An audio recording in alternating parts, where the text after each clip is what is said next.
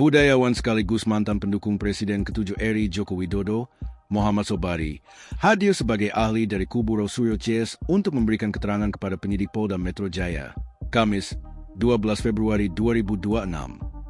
Kuasa hukum Rosurio CS, Refli Harun, menyebut Sobari sebagai salah satu ahli tersohor yang dihadirkan bersama ex-Wakapolri Oegrosono.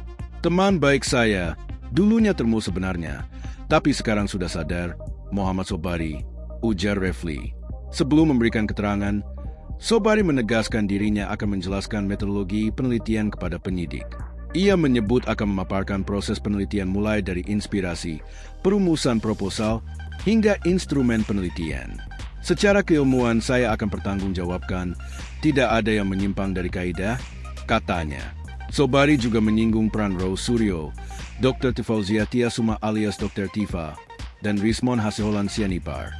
Menurutnya, ketiganya berani menyampaikan kebenaran sebagai kaum intelektual meski penuh risiko.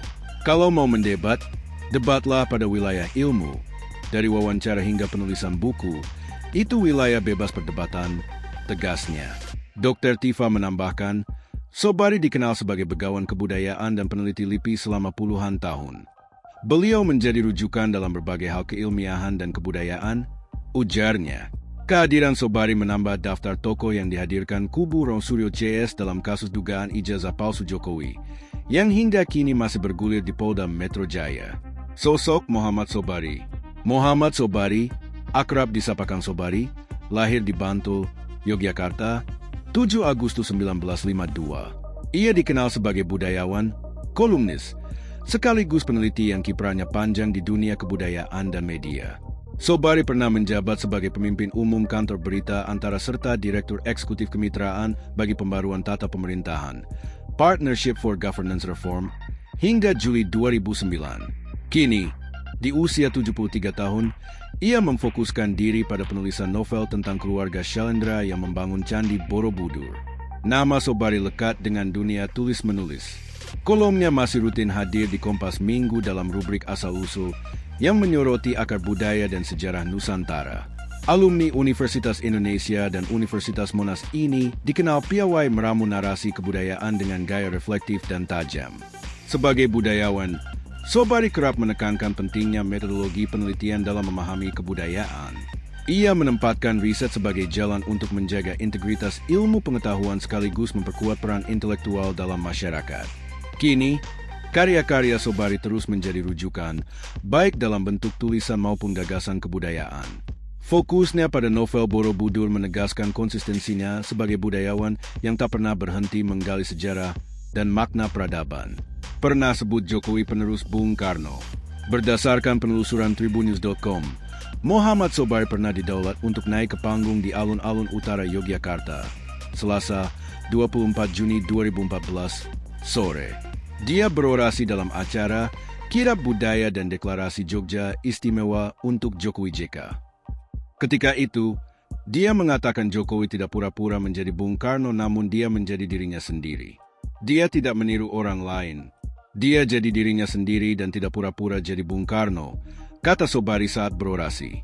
Dia mengungkapkan Jokowi adalah pemimpin yang lahir dari rakyat dan tidak pernah berbohong pada rakyat. Menurutnya, selama hampir 500 tahun sekali ada pemimpin seperti Jokowi. Di kesempatan itu, sejumlah tokoh seniman seperti Bramantio Priyosusilo dan pelukis Joko Pekik juga berorasi di panggung. Seniman musik seperti Sri Krishna Encik dan Marjuki atau Juki Kil Ije dari Jogja Hip Hop Foundation juga memeriahkan acara. Selain itu, Sobari pernah menyebut Jokowi sebagai penerus Soekarno alias Bung Karno, Presiden pertama RI.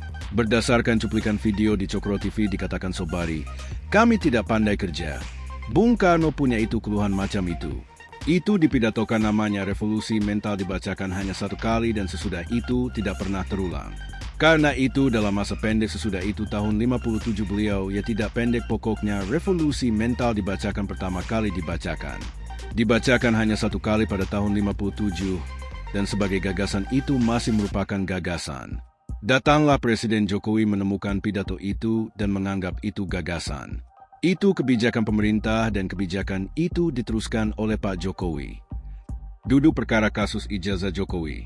Pada November 2025, Polda Metro Jaya menetapkan 8 tersangka dalam kasus dugaan pencemaran nama baik terkait tudingan ijazah palsu Presiden Joko Widodo.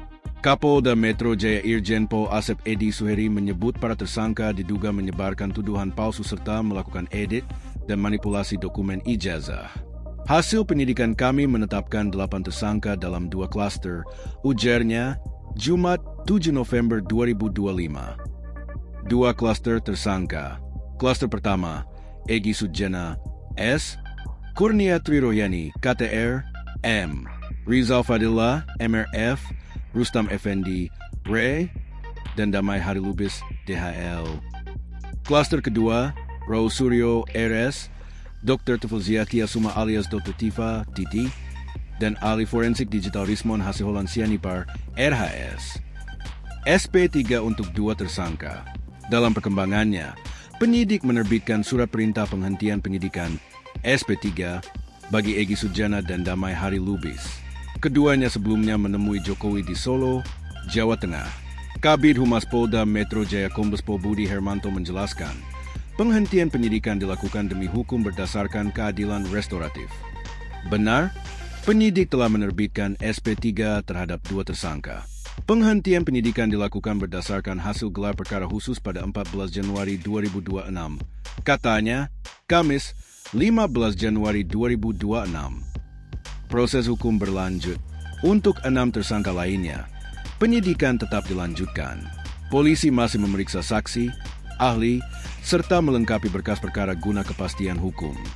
Download Tribun X sekarang. Menghadirkan lokal menjadi Indonesia.